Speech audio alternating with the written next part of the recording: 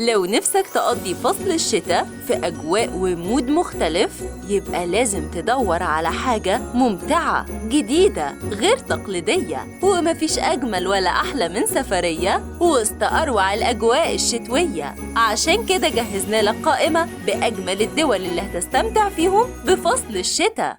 لف العالم مع منفيس. لف العالم مع منفيس كل خميس.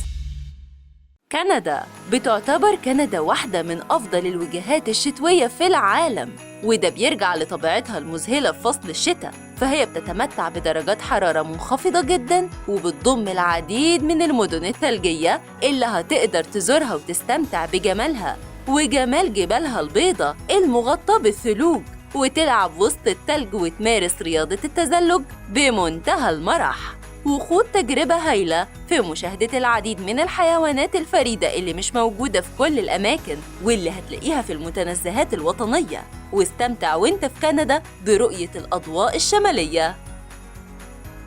رومانيا، ودي بتعتبر كمان من أفضل الوجهات السياحية اللي بتشتهر بأجمل المناظر الطبيعية، وفيها هتحس بروح عالية من المغامرة والتجارب الحماسية. قوم بزيارة العاصمة بوخارست، العاصمة الرئيسية والمركز التاريخي المعلن كموقع للتراث العالمي من قبل اليونسكو، وزور المنتجعات الشتوية الرائعة فيها، ومارس رياضات مختلفة على الجليد، واستمتع بلحظات من المرح والتجديد.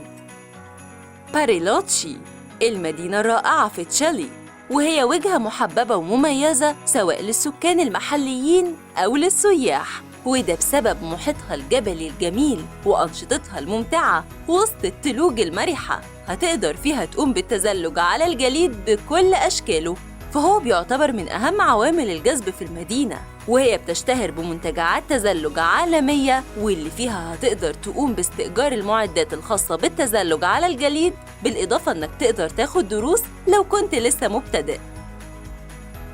لابلاند الفنلندية، دي بقى بتعتبر من أفضل وجهات الهانيمون الشتوية، فهي بتشتهر بإقامة فريدة في أكواخ الإسكيمو المذهلة، بالإضافة لروعة وسحر جمال طبيعتها الخلابة من غابات كثيفة ومستنقعات ثلجية متلألئة وممارسة الأنشطة الثلجية الحماسية، بجانب إنها بتتميز بوجود القطبي المعروف باسم كاموس، واللي بيغطي المنطقة بظلام مع ضوء أزرق براق.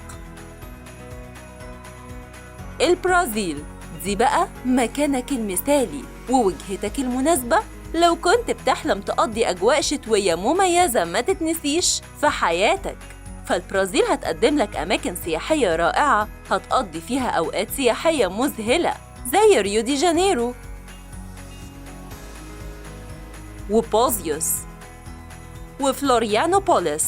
فالمدن دي من المدن الخلابة اللي بتتمتع بكمية هائلة من المناظر البانورامية والملامح الطبيعية الخلابة والشواطئ الساحرة، كل ده مع مناخ مثالي مستمر على مدار السنة. براغ، مدينة القصور الجميلة اللي هتقضي فيها أجازتك الشتوية وسط أرق الأجواء الرومانسية.